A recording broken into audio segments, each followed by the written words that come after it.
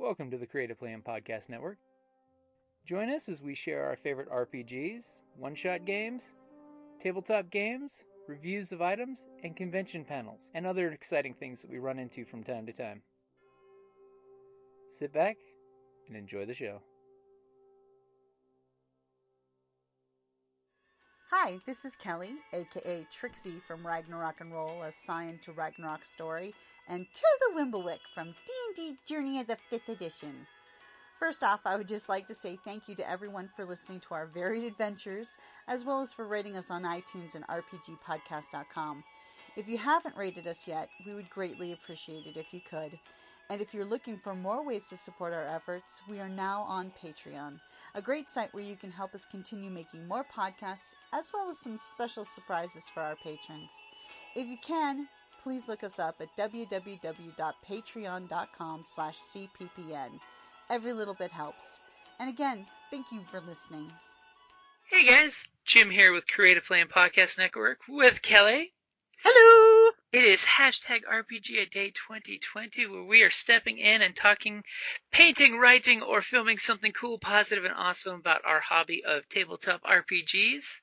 Which, by the way, Kelly, you should have joined me at UK Games Expo. I had a great time this last weekend. Just want to throw that one out there. I couldn't take the time off, but I am so glad that you did get to enjoy that. So I know that you had a good time. And although you were keeping some really crazy hours. I was on UK time, so I got up on Sunday at 4 a.m. Actually, who are we kidding? I didn't go to sleep. That's how I stayed up that late. To get in on a game of Masks for Magpie Games, which was set at noon in UK time. But as long as you had fun. Fun was definitely had. So yes, but what was nice was that didn't you say in that game it wasn't just UK? There were other folks from the different parts of the United States in that game as well. So it's so nice to see, or hear about, the international aspect of that. That is freaking awesome. And when I was running some games on Friday and Saturday, it was interesting because we used just Discord for game running. We used a text window and a chat window. And I have to say, and see, here's my segue tie-in, that gamers in the UK are so polite and in such good humor. Aww. There's the word of the day. That's good. That even when they dropped into our chats by accident, they were super apologetic and super nice about it, and then politely tried to excuse themselves as quickly as they could. Well, that's awesome. Although I've never used Discord myself, so it's not as smooth as Skype is, where you can text and talk in the same window. You have to actually keep flipping back and forth in different channels, which can be a little disjointing. But once you have your voice up, it's in a window, and then you can have your text one where you're rolling your dice, which is nice. Cool. Which was funny. On my Friday group, I was screen sharing my Roll20 lobby, and they're just like, can we just go into that lobby and play in Roll20? And I'm like, whatever's easier for you guys. That's awesome. So humor is a loaded word. I mean, finally one of these that I have to say has got a ton of loaded, crunchy goodness. Well, a lot of them had that, but when I think of it is like, we love to laugh, I know I've been in some games where it's like they don't want any crosstalk or joking or, any of the levity.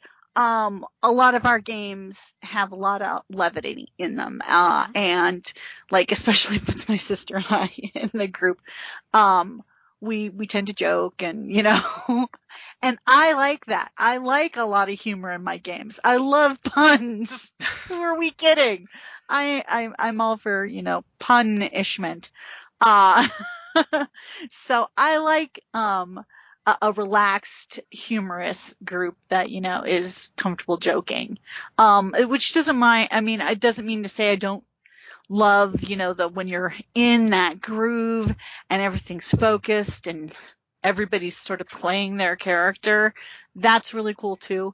But I also like, room for humor.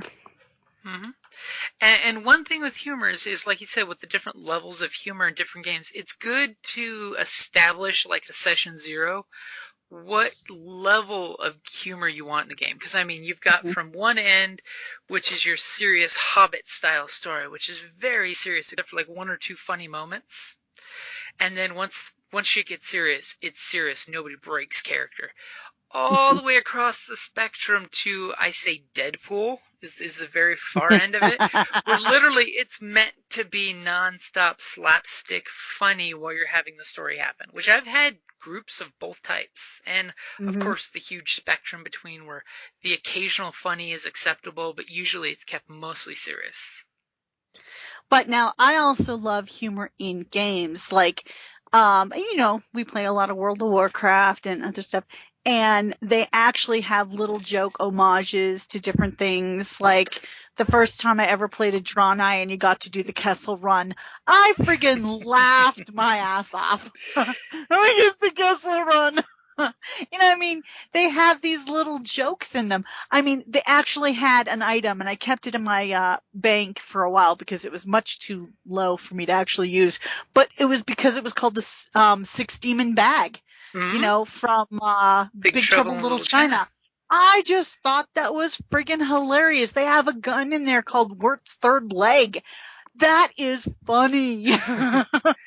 I mean, and I also have a tendency, like when I play hunters, whenever I name my pets, it usually has something to do with, like corresponds with my character's name. So like I have a void elf, hunter named Null and Void, and her pets are named Contract and Warranty, because it's funny.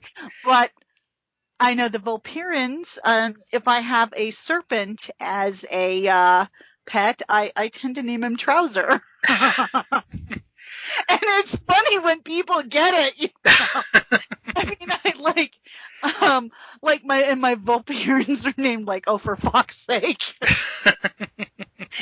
I mean, and they're like, I love humor in it, but I'm not on an RP server. So when I played on an RP server, my character names were in the vein of whatever, race I was playing, that type of thing. But on the servers, I tend to go for the humorous stuff. Mm-hmm. Of course, you know, after that name that you gave your snake there, it has a totally new meaning after Lovecraft Country this week. Oh yeah, I know. I just want to throw that one out there because as soon as you said that, I flashed back to Sunday's Lovecraft episode, and I'm like, oh Of my. course, I pronounce it Trouser. For the Scotch, that Trouser. I love that. And much like you said with the homages, like Warcraft has done, like when they do the Indiana Jones character that's out Uh-huh. there, it's like Yeah. as a GM, it's fun to sprinkle those in there, and then you see the aha moment when the people get it, and it's even funnier when you don't intend to do that, but that ends up coming out and happening. Oh, and speaking of that, remember in what is it? Oldham, they have the quest change down there, and the goblin is with the German accents are sending you on these quests, and you have to get these 8 little gigas, and you bring them back, and it's the spell actually, because he's trying to do this ritual, and he's sending you out to get the stuff. This German sounding a Very, goblin, very and then he's like, Nazi-ish. no, I needed 9. But he specifically sends you out to get 8. But it's funny. Well, especially since you have the gnome, which is Indiana Jones, against the Nazi goblins, you know, it totally. No, he was a dwarf. Oh, that's right, he No, was a it's dwarf. Harrison Jones. Yeah, It's Harrison Jones. the human. Yeah. He's a human. Harrison Jones is the name of the character. And then that whole crystal skull thing with a box, and you get in, it explodes, and I mean, come on, it was some cute stuff. I mean, just they do try to put a little humor into the game, and I appreciate that. Which that's a very good thing. Is you got to have some levity in there and humor. Yeah, the inside jokes and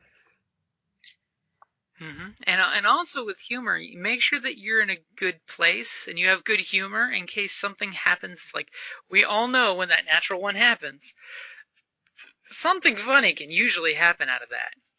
Oh yeah, remember when Tilda rolled the double ones? She had advantage, but she rolled 2 natural ones when she was drowning, to pass over. So she basically wound up going into the river, and I'm like, drowning.